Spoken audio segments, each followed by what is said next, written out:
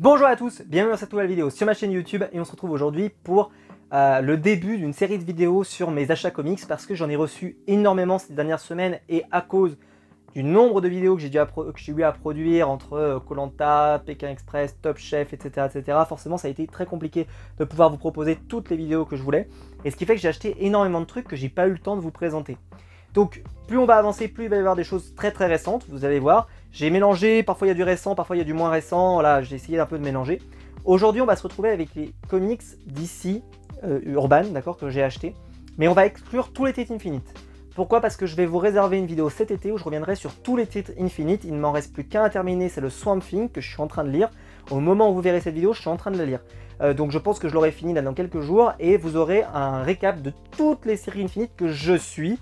Donc vous n'aurez pas un récap de tout évidemment, hein, mais vous aurez Batman, vous aurez Superman, vous aurez Flash, vous aurez Swamp Thing, qu'est-ce que je suis d'autre? Je crois que c'est à peu près tout. Vous aurez aussi le Justice League, là, le tome Justice League.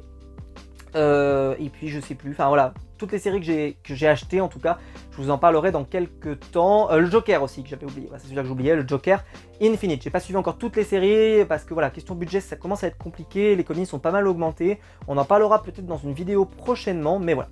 Alors on va commencer justement avec un comics pas cher qui est sorti assez récemment, c'est la collection à 4,90 qui est de retour chez Urban avec le Batman, le cœur de silence.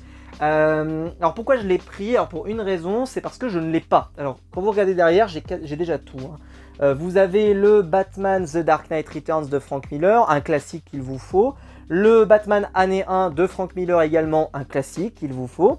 Le Batman Arkham Asylum qui est très bizarre, voilà je vous préviens, moi j'accroche pas, voilà, moi ça, je l'ai dans ma collection, j'hésite à le revendre, on verra si jamais je le revends un jour, je l'ai gardé pour le moment, hein. Mais c'est vrai que c'est un comics que je sais que je relirai pas parce que c'est pas ma came, voilà, c'est très bizarre, artistiquement c'est très étrange, on vous rentrez dans la folie de l'asile d'Arkham. Ceci étant, c'est quand même génial de proposer ça, je veux dire voilà, mais ceci étant c'est pas trop ma came. Batman Adventures, celui-là je l'ai pas mais il m'intéresse pas, c'est sur la série animée des années 2000, 90 pardon, mais moi j'ai les Funko, je vais pas acheter un comic là-dessus. Batman le fils de Batman, c'est le premier tome des Grant Morrison présente Batman, dommage vous aurez pas la suite mais bon c'est comme ça. Le cœur de silence, c'est justement celui que je vais vous parler tout à l'heure. Batman Terre 1, qui paraît très gros parce que vous avez vraiment le volume Terre 1. Donc bravo. Batman Sombre Reflet, et celui-ci c'est énorme parce qu'ils vous ont mis l'intégrale de Sombre Reflet. Moi je pensais qu'ils vous avaient mis le tome 1, dans le tome 1 de l'époque. Non, ils vous ont mis l'intégrale, que moi j'ai en plus, qui est super épais. Et donc clairement celui-là il vaut vachement le coup. C'est du Scott Snyder, et de mémoire dans les méchants vous avez l'épouvantail, je crois. Hein. C'est dans celui-là où vous avez l'épouvantail ou c'est dans Batman le Dark Knight? Je sais plus. J'ai un doute en le disant. Bon, à vérifier, j'en ai lu tellement depuis. Batman l'an 0, alors je sais qu'il est très critiqué ce run et moi je l'aime beaucoup. Parce que voilà, c'était la première fois que je relisais les origines de Batman et je trouvais que la proposition était cool. Et puis le Riddler en méchant, Edward Nygma, moi j'aime bien. Voilà, tout le monde n'aime pas mais moi j'aime bien. Et Batman Curse of the White Knight, si vous ne devez n'en prendre qu'un, prenez celui-là. C'est la suite de Batman White Knight. C'est meilleur que Batman White Knight selon moi parce que c'est vraiment génial avec Azrael. J'ai absolument adoré. Bref. Et alors, donc, ce qui fait que j'ai beaucoup de trucs, hein, déjà, donc comme vous pouvez le voir. Et le seul que je n'avais pas, c'était celui-ci. En fait, celui-là, il a été publié dans des intégrales qui s'appellent Paul Dini présente Batman. Et c'est la série Detective Comics pendant Grant Morrison. J'ai pas décidé de me les faire, ceux-là. Je m'intéresse pas plus que ça, voilà, voilà. Mais, j'ai décidé de le prendre. Alors, c'est Dustin Nguyen au dessin. Et c'est aussi l'une des raisons qui fait que je l'ai pas acheté. Parce que Dustin Nguyen, je suis pas ultra fan. Je recevrai bientôt, c'est pas dans cette vidéo, mais je recevrai bientôt son Robin là, qui est sorti. Et bah voilà, hein, j'ai vu l'artiste, enfin j'ai vu les dessins, c'est pas forcément ma came. C'est très beau, mais c'est pas ma came. Là, à l'époque, il faisait des comics beaucoup plus ancrés. Et donc forcément, c'est un peu plus ma came, justement. Mais il dessine plus trop comme ça aujourd'hui. Aujourd'hui, il dessine un peu plus comme la cover, on pourrait dire. J'ai hâte de le lire, hein. Je sais pas trop de quoi ça parle, je sais que c'est en parallèle du run de Grant Morrison. Je crois qu'il a plutôt bonne presse, ce run. Après, j'ai pas l'impression que ce soit vraiment resté dans l'histoire comme étant dans les grands runs de Batman. Donc je vous le conseille pas si c'est vraiment le truc... voilà, moi c'est parce qu'il me manquait que ça. Et qu'à 4,90, honnêtement, tu le prends. Même si c'est pas forcément le truc le plus incroyable du monde. J'ai l'impression, alors c'est moi qui ai cette impression, mais j'ai l'impression que la reliure est un peu de meilleure qualité que les premiers que j'avais reçus. Et puis celui-là, alors le fait qu'il soit pas trop épais, par rapport aux autres qui parfois peuvent être très épais, aura peut-être une bonne durée de vie. Parce que beaucoup des comics qui ont été achetés, là, les gros de cette collection de l'année dernière, sont partis en lambeaux depuis. Donc ça, c'est des collections qui ne sont pas censées durer dans le temps. Mais celui-là, j'ai l'impression que ceux qui sont un peu plus fins que les autres ont une tendance à durer un peu plus. Moi, par exemple, j'ai le Harley Quinn New 52 qu'ils avaient sorti pour les 48 heures de la BD. Il n'a pas bougé. Hein. Il n'a pas bougé, mais parce qu'il est plus fin. Je pense qu'il faut privilégier le fin là-dessus. Alors, la surprise, le truc qu'on n'attendait plus. On l'attendait plus tellement que je les présente très en retard. Hein, parce que j'ai raté sa sortie. C'est le Hal Jordan Green Lantern Rebirth tome 4, fin de série, de Grant Morrison. Alors j'ai lu le tome 3, mais il y a hyper longtemps. Et quand je dis hyper longtemps, c'est je sais même plus quand est-ce que je l'ai lu. Je sais plus. Parce que celui-là, je crois hein, qu'il a été repoussé du confinement. Le confinement de l'année dernière, je crois. Et il devait sortir cet hiver, et il avait été repoussé à nouveau. Donc je me souviens plus. Donc ce que j'ai fait, c'est que je l'ai mis dans ma pile à lire, mais vu qu'il est moins urgent que les Titan Infinite, dans l'absolu, parce que je suis pas la nouvelle série Green Lantern, je vais pas fuir dessus. Donc je me suis pas jeté dessus, et dans ma pile à lire, il va y traîner un petit moment à mon avis, parce qu'en fait, je pense, sérieusement, il faut que je relise les 3 premiers. Il faut que je les relise, parce que j'ai lu le truc derrière, j'ai fait, quoi? J'ai lu ça moi? J'ai fait, oulala. Bon, on va relire ça, hein, on va relire ça, on prend l'engagement. Monsieur Emmanuel Macron, on prend l'engagement de relire ça. Et on verra ce que ça donne. Parce que là, j'ai aucun souvenir. Enfin, j'ai aucun souvenir. J'ai des souvenirs, hein. Mais j'ai des souvenirs d'ailleurs que c'était moins compliqué à comprendre que son run sur Batman, que les runs de Grant Morrison, on va dire, voilà, qu'il peut faire d'ordinaire. Maintenant, alors je peux vous montrer les dessins parce que c'est Liam Sharp à l'intérieur et c'est toujours sublime as time. C'est vraiment magnifique, c'est très très beau. Alors je vais peut-être vous montrer une planche un peu plus belle. Parce que vraiment, alors on oscille entre le... Ça c'est très beau. Entre le très beau et puis parfois un petit peu moins, mais parce que je pense qu'il n'a pas eu suffisamment de temps pour vraiment pouvoir dessiner comme il souhaiterait. Je vais aller directement sur une page peut-être un peu plus... Waouh, ça, alors ça artistiquement, c'est chaud patate. Hein. Liam Sharp, mon dieu, regardez. Regardez-moi ça. C'est pas très très beau. Hein. Liam Sharp, c'est pas toujours beau. C'est pas toujours beau. Retenez ce que j'ai dit. C'est pas toujours beau. Bon, après il y a des planches qui sont un peu sympas. Donc à voir.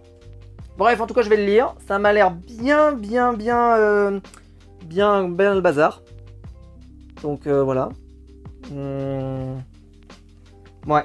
Bon, j'ai hâte d'en savoir plus. Ça, voilà. Ça, on pose, on analyse le truc et on regardera ça plus tard. L'autre qui, par contre, je l'ai déjà lu, c'est le Batman Terre 1 tome 3. Une série en 3 tomes. Ça, j'ai envie de dire, prenez-le. Déjà, pour la première chose, prenez-le, parce que c'est une évidence, parce que c'est trop bien, parce que c'est Geoff Jones, parce que c'est Gary Frank. Je pense que les superlatifs vont venir derrière. C'est sublime. C'est bien sûr la relecture des origines de Batman, et c'est la fin de ses origines. Et clairement, c'est sublime. Non mais franchement, c'était trop bien. C'était trop bien, je l'ai dévoré. Je l'ai dévoré, c'est même, j'ai envie de dire, ça se lit presque trop vite. Parce que tu le dévores. Tu passes de planche en planche. Je trouve que le travail sur Bruce Wayne est extraordinaire dans cette série depuis un petit moment. Et on sent qu'on a aussi bien tout ce qui va forger la mythologie. On vous parle déjà de l'asile d'Arkham, tout ça. On revient déjà sur certains personnages de Batman qui sont assez importants. Et on sent qu'il y a une ambiance. Et puis Gary Frank, c'est quand il faut poser une situation, quand il faut poser un truc, c'est vraiment un dieu du dessin. Regardez, tu sens que la ville elle est en train de péter un câble, on sent que c'est dur, on sent que voilà, et en plus c'est ce qui est génial dans ce comic, c'est vraiment il y a un petit côté, alors attention, je modère mes propos, mais un petit côté de Dark Knight, c'est-à-dire vraiment dans les origines de Batman, mais là on sent que ça monte en puissance, que la pègre elle est en train que le bordel va arriver. Et justement, ça arrive. Il y a toute la relation avec le personnage de James Gordon, pardon, qui est déjà bien solidifié dans ce volume. Et puis, la fin, elle est super. Ça peut permettre de rejoindre parfaitement quelque chose de cool. Alors par contre, attention, il y a des libertés qui ont été prises avec la série Batman principale, parce que c'est sur une autre terre. Donc ils prennent des grosses libertés. Alors je vais pas vous spoil qu'il y a une énorme grosse liberté qui a été prise dans la série. Mais globalement, c'est très bien. Et puis je vais pas aller plus loin parce que j'ai peur de vous spoil. Franchement, prenez-le. Prenez-le, vous pouvez pas être déçus. C'est en 3 tomes. Voilà, les 3 tomes sont derrière. Et clairement, prenez-le parce que c'est vraiment, vraiment sublime et ça vaut son pesant d'or tout simplement. On conclut cette vidéo avec 2 petits numéros en VO que j'ai reçus. Je voulais vous les montrer rapidement. C'est le Green Arrow, parce qu'il n'y a plus de Green Arrow en ce moment. Mais, et je vois pas où Urban pourra publier ça. Ça, c'est une grande question. C'est le Green Arrow 50e anniversaire. C'est les 50 ans du personnage. 80 ans du personnage, excusez-moi. 80 ans du personnage. Il fait chaud, je suis désolé, je bafouille. Alors bon, c'est de l'anglais, donc c'est un petit peu chaud pour moi pour vous résumer l'intérieur. Je l'ai lu, je l'ai un peu feuilleté, j'ai trouvé ça sympa. J'ai pris cette couverture, je sais plus qui c'est qui l'a fait exactement, je crois que c'est Percy, non c'est pas ça, non, je sais plus. Non, Dan Mora. Dan Mora qui fait cette couverture. Très très belle, en tout cas il y avait plusieurs choix, vous pouviez prendre ce que vous voulez, moi je l'ai trouvé très très très joli. Vous le savez, Green Arrow c'est mon personnage préféré. Alors actuellement ils sortent une série en VO qui est Green Arrow Aquaman. Je l'ai commandé en single et je la recevrai et je vais le lire cet été. Donc je vous en parlerai quand je l'aurai reçu. Ce sera certainement à la fin de l'été que j'aurai tout reçu. Puisqu'il me manquait un numéro, il me manquait le numéro 7 je crois, ou le numéro... Ouais, il devait avoir 7 numéros. Et ça je pense pas que ça sera publié en VF. Après peut-être, hein, avec la sortie du film Aquaman, peut-être, on croise les doigts. Si c'est publié, je le rachèterai en VF. Je le rachèterai en VF. Et enfin, bon bah, petit achat vite fait sur... Et je le retire du plastique, sur un Batman Detective Comics numéro 1050, numéro collector avec derrière The Batman. Bon bah voilà, hein, du bon petit Libermero des familles, voilà, ça fait plaisir. Et elle est très belle cette couverture. J'ai juste acheté pour la cover, hein, parce qu'à vrai l'intérieur, l'histoire elle est pas... voilà, c'est un numéro anniversaire quoi, donc les numéros anniversaires malheureusement ils souffrent du problème de... on n'a pas grand chose à raconter de particulier. Voilà. Ceci étant, même si le Green Arrow est plus sympa. Parce qu'aussi il n'y a pas de série régulière Green Arrow en ce moment. Voilà. Écoutez, on se retrouve très vite. J'ai plein d'autres comics que j'ai reçus. Je vais vous faire une vidéo spéciale sur les indépendants. Ce sera sûrement la prochaine. Et après, il y aura au moins 2 vidéos Marvel parce qu'il y a eu pas mal de choses chez Marvel. Donc je pense qu'il y en aura 2. Et puis déjà, ça suffira. Voilà. En tout cas, j'espère que la vidéo vous aura plu. On se retrouve très vite pour des nouvelles vidéos sur ma chaîne YouTube. Ciao!